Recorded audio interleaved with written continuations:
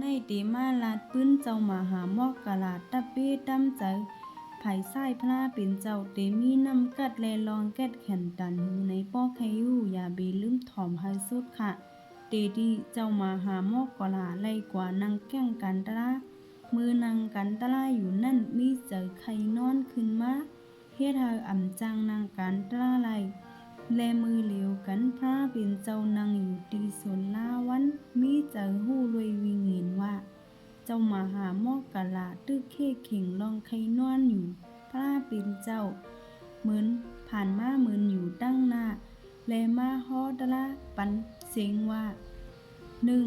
ป้อไปหายลองไข่นอนมือนางกันตะลาอยู่นั่นเฮาเนี่ย10นางกันตะลากว่า2ป้อไปหายลองไข่นอนเฮาวุ่นถึงธรรมะตะลาอันไรเฮ็ดมาเฮาป่องแรง3ป้อไปหายลองไข่นอนเฮาลัดธรรมะออกมาแห้งๆ4ป้อไปหายลองไข่นอนเฮาจี้หู2ผายเย้าเอามือลุกจอมตู5ป้อไปหายลองไข่นอนเฮาลูกเอาน้ำสุกหน้า6ป้อไปหายลองไข่นอนเฮาว่นวาตีในเป็นข้าวยามกลางวันมีเสียงกลางวัน7ป้อไปหายลองไข่นอนเฮาลูกขึ้นภายสร้างแก่นเฮามีสติหู้จอมลองต้งหนึ่งโตเก่า8ป้อไปหายลองไข่นอนเฮานอนขางคิงไหวไผ่ขวาตื่นหู้เลยมีสติอยู่ตาเสเจ้ามหาโมกกะลาก็เฮ็ดจอมเย้าหายลองไข่นอนเต้เย้าพระเป็นเจ้าก็10ฮ้อตากว่าแทงถึงตีเจ้ามหาโมกกะลาหู้หันตราบ่เป็นเจ้าละหานตากว่าวันที่7ไว้เสหู้หันตราเป็นเจ้าละหานตาเย้าเจ้ามหาโมกกะลามีน้ำกัดแข่นหรือต้อนหรือสีเจ้าละหานกูป้า2ไลหับลองยุกย่องตีพระเป็นเจ้าว่าเป็นผู้อันหรือต้อนหรือสีเจ้าละหันกูป้าไลยุกย่องเฮาเป็นตะเป้ตามเจอไผ่ไส้พระเป็นเจ้าเป็นกูกันดังเจ้าสารีปุกตลาคาหรือสีนั่นเจ้ามหาโมกกะลาเป็นผู้อันมีปิญญาเนลองการก่อสร้างเหมือนมืออันนั่งวิจากขาเลยหลูเงินข้ามปนตาเตก่อสร้างก้องตีเมืองสวัสดีพระเป็นเจ้าไล่มอบหมายให้เจ้ามหาโมกกะลาเป็นผู้คุ้มกำด้วยถึงการก่อสร้างลองมีปิญญาหรือต้นของเจ้ามหาโมกกะลาและลองเฮ็ดให้เจ้ามหาโมกกะลาไล่หันลองอันเจ้าละหันหมังปอกเจ้าละขันหมังเจ้าอำหันไล่มีอยู่ปอกหนึ่งเจ้ามหาโมกกะลาและเจ้าลักขนาดป้าตั้งมุกจุ้มตั้งเจ้าละหันตั้งน้ำไล่ออกข้าวตั้งตีลอยกิสกกมือตึกออกข้าวตั้งอยู่นั่นเจ้ามหาโมกกะลาไล่หันแมนปิกตาและยุ่มอีกหนึ่งออกมามือหนังเจ้าลักขณาก็ฟังหันแมนจ่องถามว่าเจ้ายุ่มเลยลองสังเจ้ามหาโมกกะลาก็ฮู้อยู่ว่าสังลาดมือเหลียวเจ้าละหันตั้งหลายก็ตีอำยุงย้อนอำมีเผยหันปิกตาหรือเสตูเจ้าเก่าเจ้ามหาโมกกะลาจงตอบว่าเอาไว้มือเหลอเจ้าถามต่อหน้าพระเป็นเจ้าเทียงปอกหนึ่งมือไลทบพระเป็นเจ้าเนื้อแก่กังเจ้าละหันตั้งนำตั้งหลายเจ้าลักขณาไลถามเจ้ามหาโมกกะลาเทียงปอกหนึ่งว่าลองสังมือลงลอยกิสกกเจ้ายุ่มออกมาเจ้ามหาโมกกะลาก็บอกว่าเจ้าไรหันปิกตาเลยกูลองลาดหนีพังหังปิกตาออกมาเจ้าละหันมือไลถ่อมป้ากันจี้เนว่าเจ้ามหาโมกกะลาลาลีลาดพระเป็นเจ้าทรงลาดว่าเจ้ามหาโมกกะลาลาดเป็นรองเต้อำโลจี้เนและพระเป็นเจ้าไลเจ้าตื้อตั้งหนีอันในใครหนีลองปิกตาซื้อนั่นเฮาเจ้าละหันพูดดีมาดีกว่าแลฟ้อนวดกามอันในเฮ็ดพ้นอันไรเกิดเป็นปิกตามีเชิงไหน1อภิสังขารปิกตาหลุบจับกันอันมีโตเป็นหลุบก้อยอ่ำมีเนื้ออยู่ดีกลางหาวโนกกาป้ากันสักกว่ามาปิกตานั่นห้องเสียนเสียงหลังพระเป็นเจ้าพ่อว่าปิกตานั่นยามเป็นก้นอันคาแหมโมอยู่ในเมืองในก้อยเอาเนื้อโวก กว่าขายกึดเลยหลุบพรปานาที่ปาตาเลยตกงาลายมาหึงเย้าและกามอันกึดหรือก็เลยมาเกิดเป็นปิกตาหลุบมังตาเปปิกตาอันเป็นพลอยเนื้อใหญ่มีเลือดไหลจ้อมโตไผ่ลูกไม้ตีเนื้อกลางหาวนกกาล่ำซักกินพระเป็นเจ้าฮ้อว่าปิกตานั่นยามเป็นปอก้าขายเนื้ออยู่เนืองเมืองแหมโมกูวันซอยเนื้อเป็นพังๆ3มังสะเปปิก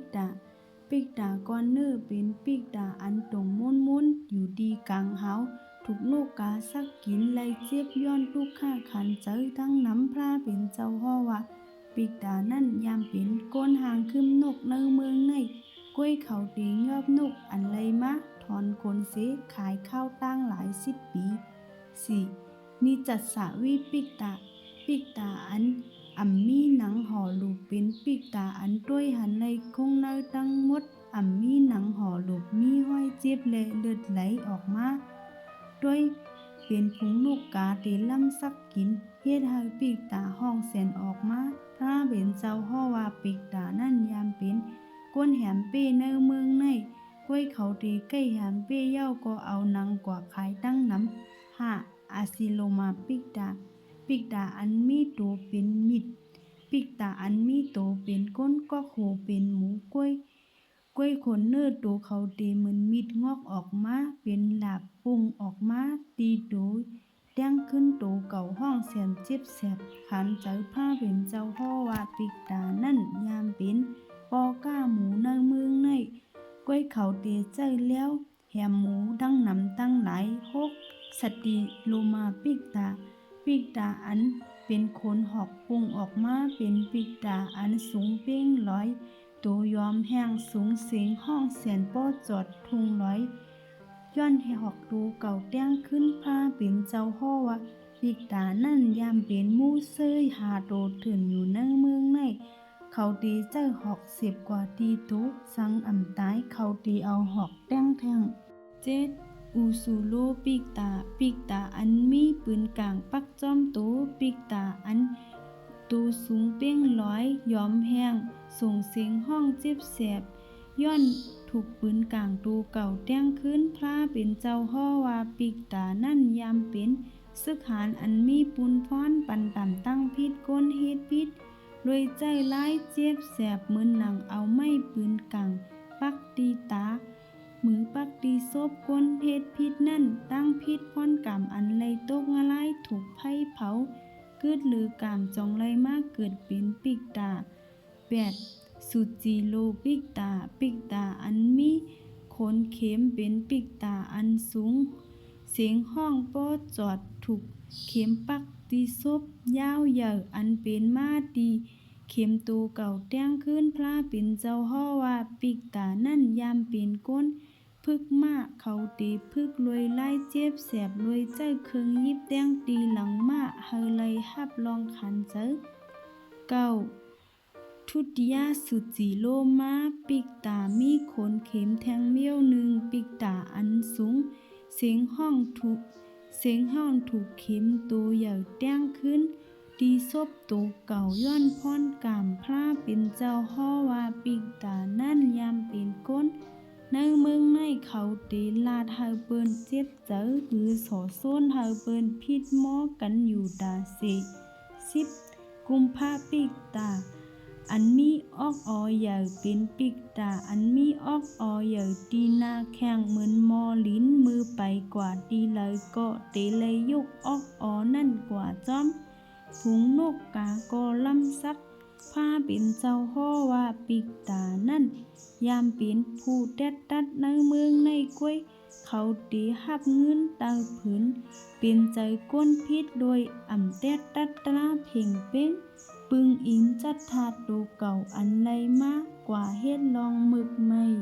11คุกูปะนี่ปิกตาอันมีเนื้อกองขี่เป็นปิกตาอันปึงอินอยู่เนื้อทางพายอันเอาก็โขโผมาปึอิดอ่อนหึงก็เตจมกว่าตีเก่าพระเป็นเจ้าฮ้อว่าปิกตานั่นยามเป็นใจหนุ่มอยู่เนื้อเมืองใน เป็นผู้อันเจอนำโฮมห้องสองกว่ากุฏิและลักเป็นจู้ของเมปืนอยู่ตาสิ12พุทธสะกะปิกตาอันกินขี้เป็นปิกตาอันอยู่เนื้อทางภายเอามือตุ้งกินย้อนพรวดกามเลยเฮ็ดมาพระเป็นเจ้าฮ้อว่าปิกตานั่นเลยเกิดเนื้อปานพระเป็นเจ้ากัสสปะเขาเป็นมูเซอร์อันมีเจิงมึกไม่เลยป้างเอาเจ้าละหันมาตีเฮิรนตาเตดูกาบซ้อมกล้วยเขาเฮ็ดแกงเอาขี้มาเสเนื้อหวานเสกาบดูเย้าหมอกให้เจ้าละหันสูงเต็มตีเย้าหุ่นโขเก็กเจอกามนั่นเฮ็ดให้กว่าเกิดเนื้อเมืองอะไรเย้าเกิดเป็นปิกตาเหมือนไหน13นิสาวิกิปิกตาผู้ยิ่งอันมีหนังปิกตาอันเป็นผู้ยิ่งอันมีหนังด้วยหันไหลเนื้อเหลียงตั้งเนื้ออันมีเลือดไหลออกมาจอมตูหุงนกกามินสักกินเนื้อเฮ็ดให้ห้องแสนเจ็บคันเจอพระเป็นเจ้าฮ้อว่าปิกตานั่นยามเป็นผู้ยิ่งสาวอันห่างหลีเนื้อเมืองในก้วยเขาเป็นก้นอันมีเจอนำอยู่จอมก้นซ้ายห้อมสองกว่าคูตีเย้าลักเป็นจู้ตั้งโผปืนอยู่ตา14มังพูลีทีปิกตาอันมีอายเมนเนาเป็นปิกตาผู้ยิ่งใส่เสื้อโคขาดมีตูเมนห้อยเจ็บมีอายเมนเนานกกาป้ากันลำสักกินพระเป็นเจ้าฮ้อว่าปิกตานั่นยามเป็นนายมีหมอผีหยอกแหลนกินเงินของปืนรวยจ้อมรวยลองหยุ่มย้ำเจอตัวย้อนตูเก่าไล่แหลนปืน2ไล่มาเจอโวดกามมือนไหน15อากิลีปิกตาอันมีตูเป็นฐานไพ่เป็นปิกตาอันมีฐานไพ่ตกจ้อมตูเผานังตูเก่าพระเป็นเจ้าฮ้อว่าปิกตานั่นยามเกิดเป็นเจ้านางเมเหสีกาลิงคะนางเป็นก้นอันแขนแก่งไล่เอาหมออันมีฐานไพ่งอบใส่นางกาอันมากาเนคุณหอคำก็เป็นเจ้าผูเป้งป้อใจและมันนางไล่เฮ็ดกว่าไล่เฮ็ดลองมึกไม่จ่องไล่มาใจวูดกามตีเมืองอะไรแลมาเกิดเป็นปิกตา16อาสาลีพักกะทะปิกตาอันอัมมีก็โขเป็นปิกตาอันมีตาและซบอยู่ตีโต5เป็นเจ้าฮ้อว่าปิกตานั่นยามเป็นผู้แตบผู้ก้นผู้มีตั้งพิษตั้งน้ำจอมความสังคุณหอคำไล่แตบผู้ก้นตั้งจัดปานอำเอหรือเสหาปากก็17พิสุนีปิกตาเป็นปิกตาอันหนึ่งสังกันเหมือนเจ้าสั่งด้วยลูกเหมือนไพ่ห้องแสนเจ็บขันใจตั้งน้ำพลาเป็นเจ้าฮ้อว่าปิกตานั่นยามคำเป็นเจ้าสั่งก้วยเมามังเนื้อปักเปิงเฮ็ดพิษอยู่ตาเสเป็นเจ้าสั่งภายนอกก้วยอำอายโวดกรรม18พิสุนียิ่งปิกตาดูเป็นไพ่ห้องแสนขันเจอพระเป็นเจ้าฮ้อว่าปิกตานั่นยามคำเป็นเจ้าเขาก้วยเมามังเนื้อปักเปิงเฮ็ดพิษอยู่ตาเสเป็นเจ้าขาวภายนอกก้วยอำอายต่อโวดกรรม19สิขามานาปิกตาเป็นปิกตายิ่งอันเหมือนพิสุนีตูไม่เหมือนไพ่ทุกข้าขันเจอพระเป็นเจ้าฮ้อว่าเนื้อปานพระเป็นเจ้ากัสสปะนางยามคำเป็นเจ้าขาว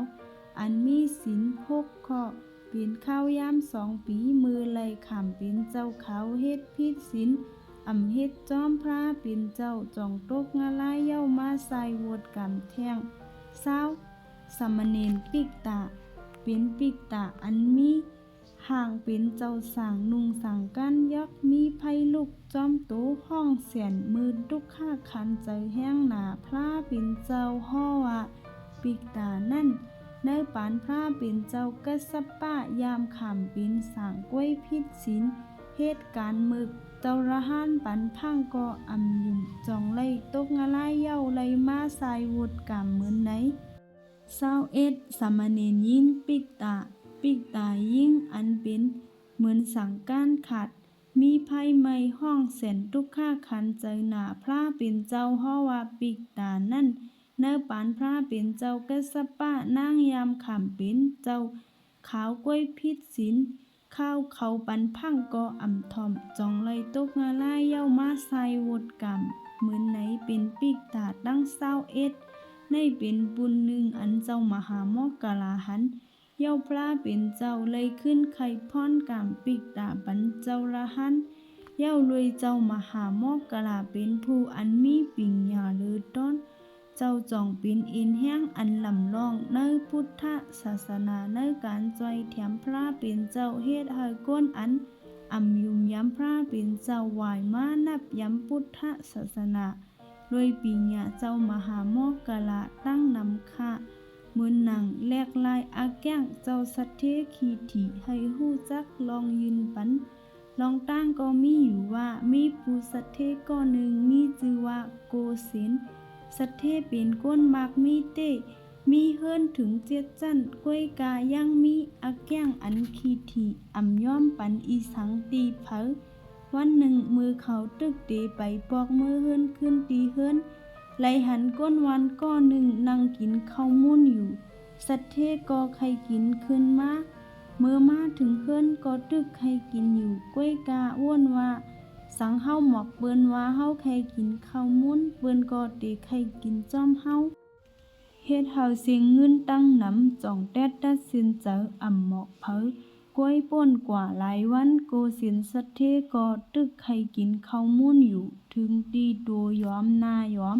นางมีโกสินสัตเทพังหันก็ถามว่าเจ้าโผว่าเป็นรองสังเมื่อโกสินสัตเทไลใครหนีว่าใครกินข้าวมุ่นก็เป็นนางเมก็หุ้นโขหมอกว่าเฮามีเงินตั้งนำเตเฮ็ดข้าวมุ่นเล่งก้นตั้งหมู่วานก็ไล่โกสินสัตเทมือถ่อมก็ตกใจหมอกว่าเตเฮ็ดนำเฮ็ดสังเป้เงินนางเมผู้สัตเทหมอกว่าป้อนั้นเตเฮ็ดกินกันในเฮิรนผู้สัตเทก็ว่าอ่ำนางเมก็วนไล่ว่าเจ้าโผเตใครกินข้าวมุ่นก็เหลียวจองหมอกว่า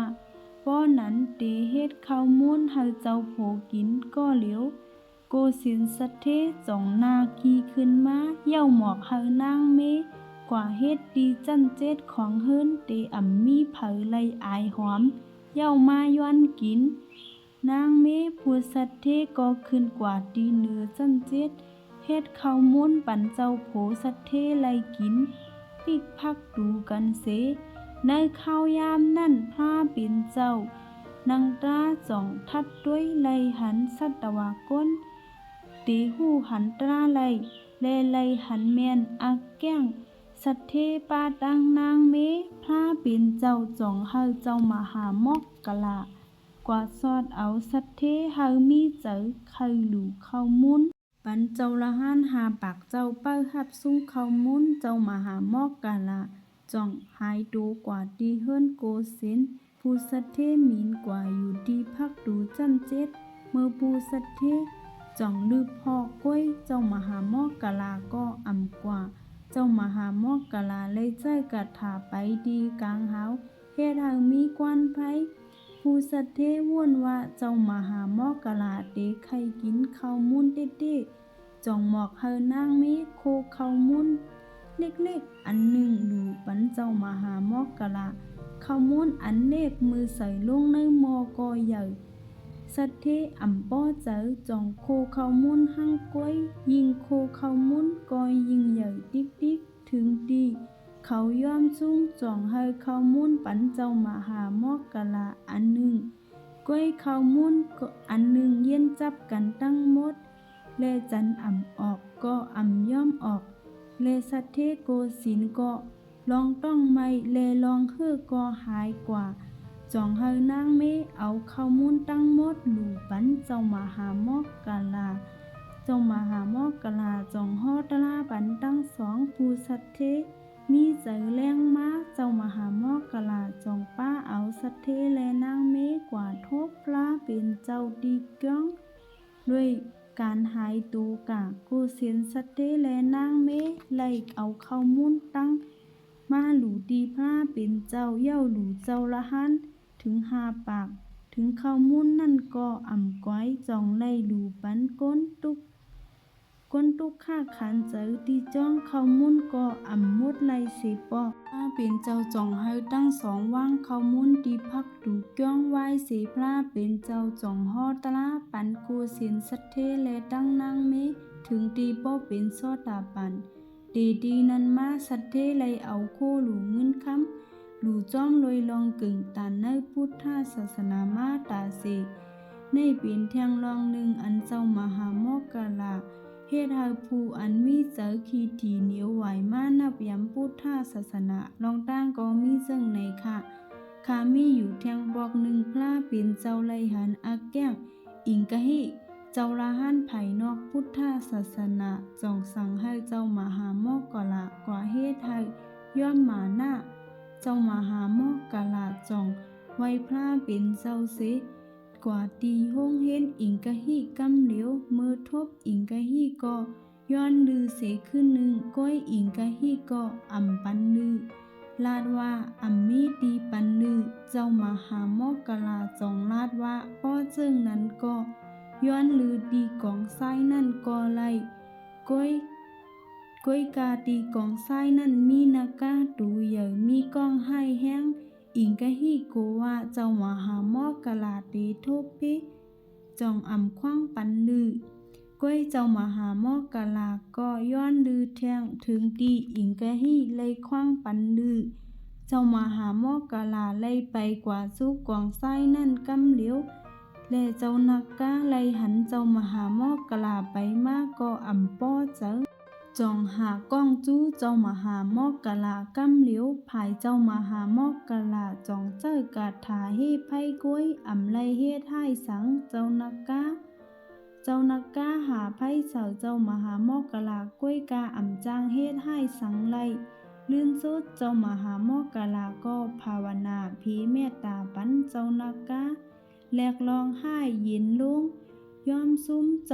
จ้านักกายอมซุ้มเจ้ามหาโมกกะลาลีเนื้อเจ้าไผ่อิงตะฮีตั้งมุกจุ้มวนว่าตาเหลียวเจ้ามหาโมกกะลาตีไม่เนื้อกวางไผ่เย้ากอหลีเย้าหันเจอเย้าย้อนหามตันหือก็อำยุ่มจองป้ากันไปมาด้วยเลยทบว่าเจ้ามหาโมกกะลานั่งอยู่ดีกองซ้ายลวยมีนักกาเกี่ยวกองซ้ายเมื่ออิงกะฮิป้าตั้งมุกจุ้มก็ป้ากันตุกเจอเย้าวนว่าหลีอามเต้เจ้าละหันป้าในมีลองแก้ดแขนเต้มือเหลียวกันพระเป็นเจ้าเลยไปมาหาเจ้ามหาโมกกะลาเจ้ามหาโมกกะลาจ่องลงตีกองซ้ายเย้ากว่าคุบไว้พระเป็นเจ้าเย้าป้างพระเป็นเจ้านั่งตีกองซ้ายเย้าหมอกให้อิงกะฮิว่าพระเป็นเจ้าเป็นเสียเฮาคาเป็นตับเป้พระเป็นเจ้าและพระเป็นเจ้าไลฮอดตลาปันอิงกะฮิป้าตั้งลูกน้องถึงตีป้อผู้หันตราเป็นเจ้าละหันตากว่ามดเย้ายังมีแทงลองหนึ่งอันเจ้ามหาโมกกะลาเลยอ่องเป้ขุนนักกาแทงลองหนึ่งมีหลายก็เตยามเลยถ่อมกันอยู่พ้องนานอ่องเป้นานโทนานท่านักคลาขุนนักกาลองอันมีเนื้ออ่องเป็ดตึงลองตั้งมีอยู่ว่าวันหนึ่งอนันทาวิธีละสัตเทไลป้างปลาเป็นเจ้าป้าตั้งเจ้าละหันหาปากเจ้ามาสู้ซ้อมตีเฮือนตูเก่าเนื้อวันนั่นพระเป็นเจ้าเลยทัดหันว่านันโทนันทะคุณนักกามีใจอ่ำเลี้ยงในพุทธศาสนาเย้าเจ้ามหาโมกกะลาเป็นผู้อันอ่องเป้ไลคุณนักกาพระเป็นเจ้าจงหมอกให้เจ้าอนันตาป้าตั้งเจ้าละหันตะเป้หาปากเจ้าตีออกเข้าตั้งกว่าเย้าในวันนั้นคุณนักกานังตีปะหลังป้าตั้งจุ้มตั้งกะเหมือนนั่งนักกานันโทนันท่านักคลาคุณนักกาไลหันพระเป็นเจ้าแลป้าตั้งเจ้าละหันหาปากเจ้าตีออกเข้าตั้งกว่าตีกลางเฮาป้นหูตูเก่าจองวุ่นว่าจุ้มเจ้าละหันซื้อในป้นหูเฮากว่าขี้ลิ้นอันจับตินเขาก็ตีตกใส่เฮาไลจองยินหูเป็นอันเจอล้ำจองแลกห่างเป็นคุณนักกาอย่าเกี่ยวใส่ร้อย ไล่ถึง7 หอบเย้าเฮตั้งไว้เฮ็ดเฮาเจ้าละหันตั้งหลายต้วยหันเส้นตั้งแลเจ้าละหันหมื่นหนังเจ้าพัดตาปะละเจ้าพัดติยะและเจ้าลาหุนเขาจงย่องคว้างพระเป็นเจ้าตีคับขึงคุณนักกาเย้าพระเป็นเจ้าคว้างปันพระเป็นเจ้าคว้างปันเจ้ามหามอกกะละคับขึงคุณนักกาเย้าเจ้ามหามอกกะละจองไล่ลายหางเป็นคุณนักกาอันตูใหญ่หรือเสนันโทนันท่านักขละเย้าก็เกี่ยวเสิงนันโทนันท่านักขละเย้าเอาดูของมันเตียกเสินันโทนันท่านักกะละไว้คุณนักกาอนันโทนันท่านักกะละก็เป็นอันใจล้ำจ่องหาไพ่เสิเจ้านักกาอันเจ้ามหามอกกะลาผ่านเฮ็ดนั่นจ่องขึ้นหาไพ่เสิคุณนักกานันโทนันท่านักขละนันโทนังข้านักขละห้วนว่าเตเคเข่งไล่จ่องถามว่าเจ้าเป็นเผอแลมือหู้ว่าเป็นเจ้ามหามอกกะลาจ่องย้อนเฮาเจ้ามหามอกกะลาไล่ห่างเป็นเจ้าละหันขึ้นและคุณนักกาจ่องห้องว่าเจ้าเป็นเจ้าละหันเป็นสังแลมาเฮ็ดให้เฮาและมือเจ้ามหามอกกะลาไล่ห่างเป็นเจ้ายะหันก็ตอบว่าเฮาไล่ปันตามเจ้าจ้อมเลยลองใจล้ำย้อนอันปันตามเจ้ารวยมุงมองใครเฮาเจ้าปล่อยเปียดลองหันพิษเฮ็ดจอมเส้นตั้งพุทธศาสนาก้วยเจ้ามหามอกกะลาก็เลยฮู้ว่านันโทนันท่านักขละยุ่งกำเหลียวห้วนตาตีแหมเจ้ามหามอกกะลาอยู่เจ้ามหามอกกะลาจองหายตัวเข้าออกดีหูขวาแลหูซ้ายตีคูหนังตีซบของคุณนักกานันโทนันท่านักขละไล่หาบลองกินขันเจอตั้งน้ำจ่องลาดว่าเจ้ามหามอกกะลาให้เจ้าไปออกมาเย้าคุณนักกาตีย่อมนันโทนันท่านักขละคุณนักกาว่นว่าสังเจ้ามหามอกกะลาไปออกมาตีคู่หนังหือตีซุบโกตีหาก้องไพ่แหมตายเจ้าละหันกำเหลียวก้วยเจ้ามหามอกกะลาเป็นผู้อันหายดูไล่ไว้หรือเสเปิ้นเมื่อเจ้าละหันออกมาจุกตีคูหนังคุณนักกาหันเป็นข้าวยามหลีจ่องหาก้องเสาตั้งคูหนังแห้งก้วยกองไพ่นั่นเฮ็ดให้สังเจ้ามหามอกกะลาไล่คนหน้าแข่งเจ้ามหามอกกะลาก้วยก็หงนันโทบนันท่าคุณนักกาวนเลยใจว่าเจ้าละหันป้าในมีทางเก็ดแขนเตะเพราะนั้นเจ้าละหันป้าในถึงตีแลกห่างเฮาเป็นคุณกาหล่นนานโทบนันท่านักคาละก็ย่อมซุ่มจ่องแลกห่างคาบตูเก่าเป็นก้นโคบไว้เจ้ามหามอกกะลาเมื่อเจ้ามหามอกกะลาเอาเป้คุณนักกาเย้าจ่องป้ากว่าหาพระเป็นเจ้าคุณนักกาไหลย้อนพระเป็นเจ้าให้ขำปินสางไว้สีนั่นพระเป็นเจ้าป้าดังตับเป้ไหลออกเข้าตั้งกว่าตีอนาถาวิกิชัดเทจ่องจอมก้อมมันอันเลยหับคอผิดป้างไว้นั่นพระเป็นเจ้าลาดนี้ลองอันเจ้ามหามอกกะลาและเข่เข่งกันตั้งคุณนาค่านันโทนันท่านาคละและอนาถาวิกิวิธีกาสัตเทจ่องขึ้นป้างเอาเจ้าละหันซุ่งซ่อมตีเฮิรนถึง7 วันปุนตาเป็นกินยุกยองลองอ่องเป้บอกในถึงว่าเจ้ามหามอกกะลาตีเป็นผู้อันมีตั้งยามหลีแลมีน้ำกัดตั้งน้ำเหลือเสเจ้าละหันกูป้าและเจ้ามหามอกกะลาก็เป็นผู้อันมีอาแก้งมีน้ำใจอันกว้างคัดขวางลองแก้แข่งของเผาในเย้าเลยลองตั้งนั่นเป็นไม้อยู่ปอกหนึ่งลาสักกะห้าสัตเทเนื้อเมืองใครหันเจ้าละหันอันเตมันย้อนเนื้อเมืองในมีเจ้าละหันอันปลอมตั้งน้ำเผยก็ยุบยองโตเก่าว่าเป็นเจ้าละหันผู้เกตแขน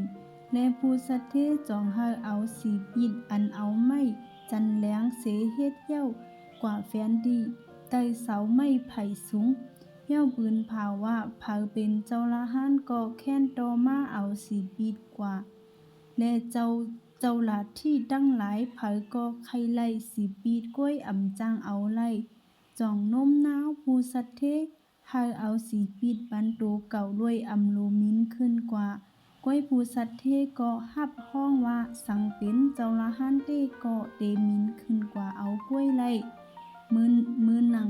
จองมีเจ้ามหามอกกะละและเจ้าปิ่นโตไลไปออกเข้าตั้งมาและไลยินก้นวานลาดกันว่าในเมืองก้นในเตอ่ำมีเจ้าละหานอันเตมันย้อนวันมือในเป็นวันที่7เย้าผู้สัตเทปืนเผาให้เจ้าละหานมาเอาสิปิดต่างเจ้าก็อันกันยุบยองว่าโตเก่าเป็นเจ้าละหานก้วยอ่ำมีเผามินขึ้นกว่าเอาสิปิดดีเสาไม่ไผ่นั่นไลย้อนเจ้าละหานอันเตอ่ำมีในกำผาแน่เจ้าละหันตั้งสองไข่ปืนเผาให้กวนเมืองตั้งหลายหู้ว่ามีเจ้าละหันอยู่เต้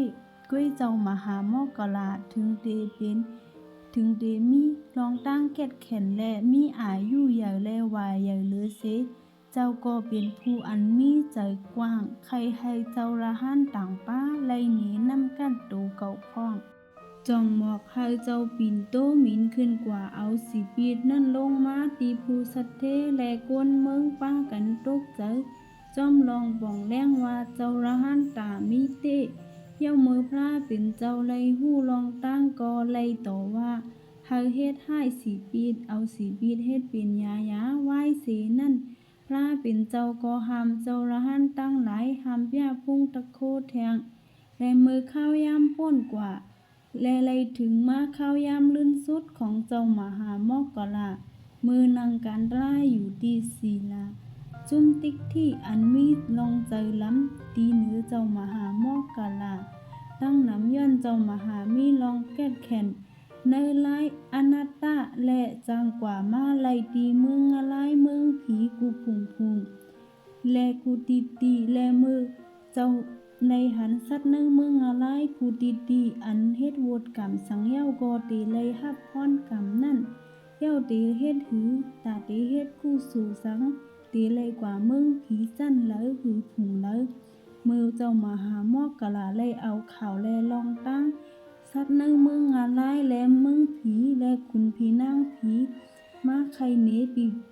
ปีน้องเจอตั้งหลาย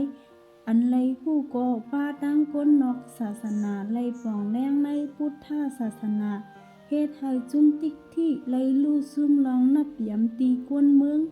ลาบอันยำมีก็หายกว่าถึงไลอุกโอ้กันเย้ามีตั้งหันถึงลองเดียวกันว่าเตขับขึงเจ้ามหามอกกะละตาเตแตบปัญหาตกลงกันเย้าเตจางโจนอันให้แห้งมาคาแหมเจ้ามหามอกกะละจุ่มโจนใจมือคาบเงินเย้าป้ากันกว่าหาเจ้ามหามอกกะละปนตาเตก็คาแหมตายก้วยเจ้ามหามอกกะละก็ฮู้โตเย้าหายโตไปกว่าไล่ถึง2 ปอกถึงปอกกำ3เจ้ามหามอกกะละวนไล่ถึงกรรมเก่าอันเฮ็ดให้โจรจุ่มในมาจอมเฮ็ดให้ก็ไล่ฮู้ว่ามือจัดก่อนป้นมามีอยู่จัดหนึ่งเมื่อเจ้ามหามอกกะลาไล่เกิดเป็นลูกชายก็เหลียวพ่อแม่ถึงมือปอก็ใหญ่มาพ่อแม่ทั้งสองไล่ตามหมอดทั้งสองก็เย้าลูกชายก็เหลียวก็ไล่เล่งดูการงานกูลอง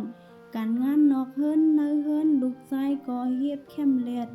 ถึงมาพ่อแม่ฮู้ลูกชายอยู่ในอาสากอันกึ่งตันดีมีนาเฮิรนไลเย้าจ้องกะหาย้อนเอานางหญิงอันมีสันทาดกึ่งตันเฮามาตีควบคู่จอมลูกชายและมือกินแขกเย้าจัดปานนาเฮิรนอันมีลูกเป้าปอโผเมโผอยู่จ้อมกันมาเหม่อก็หลีกัดเย็นดีกล้วยมือข้าวยามป่นกว่าลูกเป้าก็เตจังปอผูเมโผอันตามหมดตั้งสองก็จ้องหาลอกไล่เตเอาเปียดเจ้าตั้งสองโดยการสอยโยงเจ้าโผให้จังปอเมเฮ็ดให้เฮือนห่างหมวยกูลองเป็นน้ำหนักมือเตเจ้าโผก็อ่ำยุ่มกาหือเลือเศษถอมเย้าก่อนนิ้มก้อยมือนางเมลาดอยู่ตาเสและเย้าก็เฮ็ดให้เฮือนห่างหวยน้ำเตอย้อนนางเมเฮ็ดเอาและจ้องยุ่มความนางเมและนางเมปันตั้งหันถึงว่าเตเอาปอเมตั้งสองกว่าแฮมตายเนอป่าเจ้าโผถึงเตอ่ำเหินถึงจอมตั้งวนนางเมนั่นก้วยย้อน ตูเก่าเป็นก้นหู้กุ่มหมุนแลฮักบ่แม่มาตาสิก้วยมือนางเมสอส้นกูวันอ่ำกึดลือแลเลยใจอุ่นอ่อนย่อมเฮ็ดจอมอันนางเมลัดเนอเจ้าไลหาตั้งกินเล่งลุ่มละปอเมตั้งสองลอยดีแลลาดว่าเตป้ากว่าแลปีน้องลูกซ้ายเฮาปอเมนังตีล่อเย้าก็ออกเข้าตั้งปอดถึงกลางป่าเอาจึกล่อมาให้ปอยิบไว้เย้าลาดว่าย้อนยิ้มหอมในมีโจรยิบจึกไว้เย้าไปกว่าพูดตีอ่อนปอกว่าตั้งหน้าย้อนลูกผู้ว่าเนื้อป่าในมีโจรแป๊บอยู่แลลูกชายก็ลงทัดด้วยหิมหอมเฮ็ดเหมือนลงกำนึงเสห้องเสียนสิงหลังว่ามีโจรออกมาเฮ็ดให้และมือโจรออกมาเย้าก็เอาลูกชายก็ปลอมเป็นโจรเสเอาปอดพื้นคาแหมบอเมตั้งสองก็และบอเมก็อยู่ว่าเป็นโจรเต้ๆถึงเตถูกแหมอยู่ก็ยังห้องหมอกให้ลูกแนดตายออกกว่าบอเมเท่าเย้าอำลูไม่เจอลูกแค้นดอกเคเข่งเอาอาซักลูกลอดไว้แลลูกซ้ายมือไหลยินเสียงห้องหมอกบอเมก็ลูกซ้ายไล่ออกกว่าอำลูไม่เจอปอเมและลูกซ้ายวนไล่ว่าตูเก่าไล่เฮ็ดพิษแมนโวดกามอันใหญ่ลงต่อปอเมถึงเดถูกฆ่าแฮมอยู่ก็ยังห้องหาให้ลูกซ้ายไปออกโดยอ่ำม่วนถึงอาสาของตูเก่าลูกซ้ายมือหู้ตูก็จ่องเข้ามามีบโนดปันหมอกบอเมว่าตาเหลียวในโจรไล่ไปกว่าหมดเย้านั่นก็เอาปอเมตั้งสองมาลุ่มลาตีเฮิรนหลีลูกซ้ายมือตายเย้าไล่ทรายวดกำเนื้อเมืองอะไรเป็นข้าวยามหึงและมือป้นวดกำเนื้อเมืองอะไรเย้าก็มาเกิดใหม่เว้นวายตายเกิดกันแท่งหลายจัดหลายปันเหตุการณ์นี้กู้สู่ตั้งน้ำมีลองเยียงอ่านเคยเป็นเจ้าละหันเย้ามาเกิดเนื้อจัดในเป็นจัดลื่นสุดมือเจ้ามหามอกกะลาเลยเข้าเจอพรกรรมของตูเก่าก็วุ่นว่ากรรมเก่านั่นเตเฮ็ดหือก็ปลายอ่ำป้นไลเนื้อปอกกำสามในจ่องย่อมให้จุ้มโจรยอบง่ายเย้าถูกจุ้มโจรทุบแหมถึงหลุดจัดแล้วอ่ำมีดีหลีจุ้มโจรหยุ่มใจว่าเจ้าตายเย้าจ่องเอาขับตัวเจ้ากว่า8เนื้อป่าตีหนึ่งเย้าป้ากันปายกว่าเจ้ามาหามอกกะลามาเจ็บจำตายอยู่นั่นก็วนไล่ขึ้นมาว่าตีไล่กว่าย้อนข้องพระเป็นเจ้าปอกลื่นสุดตีเอานิกปันและจ่องตั้งใจเอาหลุดจับกันเย้าหมินกว่าโทษพระเป็นเจ้าและไว้ย้อนพระเป็นเจ้าตีเอานิกปันและพระเป็นเจ้าไล่ถามเจ้ามหามอกกะลาตีเอานิกปานตีเหลยเย้ามือเหลยเจ้ามหามอกกะลาตอบว่าคาราเปตีเอานิกปานปีศีละในวันในค่ะพระเป็นเจ้าจงลาดว่าเจ้ามหามอกกะลาป้อเจิ้งนั้นเจ้าฮอตลาปันเจ้าละหานก่อนด้วยไลหันเจ้าละหานอันมืนเจ้าในอ่ำมีเทียงเย้าและมือไลยินขอความพระเป็นเจ้ากอบนั้นเจ้ามหามอกกะลาจงไลเฮ็ดลองอนัตตะมินขึ้นกว่าตีกลางหาวเย้าขึ้นลงมาคู่ไปพระเป็นเจ้าสิกว่าตีสีไลหลังกะและเอานิกปานในวันเหลือนรับ15คำเหลือน12ไหว้สีเจ้าสาวรีปุกละเอานิกปานใน15วันพระเป็นเจ้าเลยออกข้าวตั้งป้าตั้งตะเปและเลยเผาขับตัวเจ้ามาหามอกกะละและมือนั่นมีผลตกลงมาแลมก้นเมืองป้ากันนับย้ำถึง7วันพระเป็นเจ้าเลยสร้างเจดีย์ก้องมูไว้อันจำพักดูเมืองภาวะเจดีย์ตะวันมหาวิหารอันจำกันตั้งกว้างมูเจ้าสารีปุกละในข้าวยามในพระเป็นเจ้าและเจ้าละหันไผ่ขวาและเจ้าละหันไผ่ซ้ายอันเอานิกปานเย้ากึดหรือเจ้าอานันตาป้าเหลียวอันจอมพระเป็นเจ้าเหมือนเงาจอมหลังพระเป็นเจ้าและเป็นหือกันพ้องคาในเป็นปื้นเจ้ามหามอกกะลาตะเป้พระเป็นเจ้าภายซ้าย และปื้นเจ้าสาวรีปุกละตะเป้พลาเป็นเจ้าปลายขวาอันลัดในวิดีโอป่นมานั่นและในก็มีจอมหนังอันเฮาคาไลฮู้มาไลมาปืนแพปันพี่น้องเฮาเขาและสังว่ามีตีพิษปึงไหนย้อนให้พี่น้องเฮาเขาคว้างปันเสกำออกคาเหมยสงค่ะอย่าลืมกดไลค์กด Subscribe กดติดตามบันช่อง YouTube เฮาค่ะเสกำ